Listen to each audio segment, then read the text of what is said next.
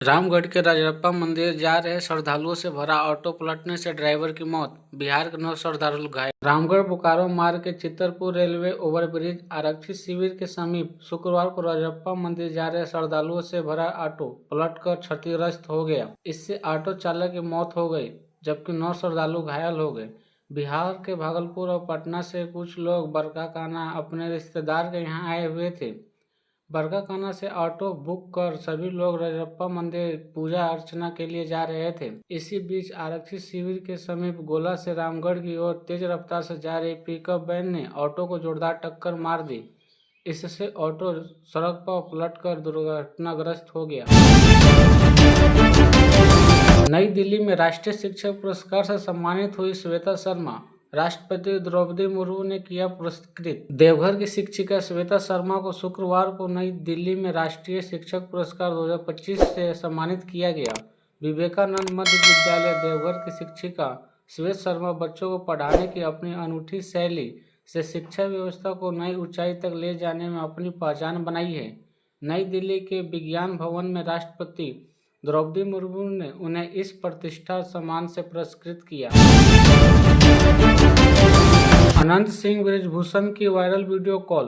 बिहार चुनाव से लेकर राहुल गांधी और पीएम मोदी विवाद तक चर्चा। जेल से बाहर आने के बाद मोकामा के बाहुबली और पूर्व विधायक अनंत सिंह एक बार फिर राजनीतिक तौर पर सक्रिय हो गए हैं। जदयू के टिकट पर मोकामा से चुनाव लड़ने का ऐलान कर चुके अनंत सिंह इन दिनों लगातार सुर्खियों में हैं। अब उनकी यूपी के कैसरगंज के पूर्व सांसद बृजभूषण शरण सिंह से हुई वीडियो कॉल चर्चा सोशल मीडिया पर वायरल हो गई है। करीब 5 मिनट चली इस बातचीत में दोनों नेताओं ने बिहार चुनाव, राहुल गांधी की वोट अधिकार यात्रा और पीएम मोदी की मां पर दिए गए अभद्र बयान के विवाद पर चर्चा की है। अनंत सिंह ने राहुल गांधी पर निशाना साधते हुए कहा कि वे बिहार में प्रचार से ज्यादा भौकाल बनाए आए थे। उनका कहना था कि राहुल गांधी की यात्रा का कोई खास असर जनता पर नहीं पड़ा और यह कार्यक्रम पैसों के सहारे आयोजित किया गया था। अनंत सिंह ने दावा किया कि लोगों को बाहर से बुलाकर भीड़ जुटाई गई। पीएम मोदी की मां के खिलाफ अभद्र टिप्पणी पर पूछे गए सवाल पर अनंत सिंह ने कहा कि घटना मंच पर जरूर हुई थी, लेकिन उस वक्त कोई बड़ा नेता मौजूद नहीं था।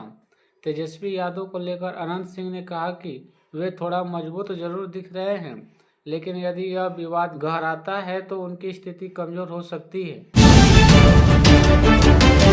बी से बीड़ी, बी से बिहार ट्वीट पर कांग्रेस प्रदेश अध्यक्ष का खुलासा। बीजेपी जेडीयू पर लगाया गंभीर आरोप। केरल कांग्रेस की ओर से एक्स पर किए गए एक पोस्ट ने बिहार के राजनीति में नया तूफान खड़ा कर दिया है। दरअसल जीएसटी रिफॉर्म्स के तहत बीड़ी पर टैक्स घटाकर 18% कर दिया गया है, जबकि सिगरेट और सिगार पर टैक्स 40% तक बढ़ा दिया गया है। इसी फैसले को लेकर केरल कांग्रेस के आधिकारिक सोशल मीडिया हैंडल से एक पोस्ट आया, B for beedi, B for Bihar.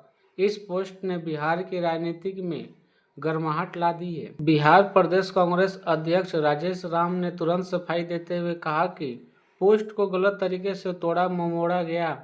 उन्होंने भाजपा जेडीयू पर आरोप लगाया कि जानबूझकर इसे बिहार के अपमान से जोड़कर प्रचारित किया जा रहा है। राजेश शर्मा ने कहा, बी फॉर बिहार इसलिए लिखा गया था क्योंकि बिहार चुनाव की वजह से यह निर्णय लिया गया। जन भावनाओं का सम्मान करते हुए हमने पोस्ट हटा दिया है।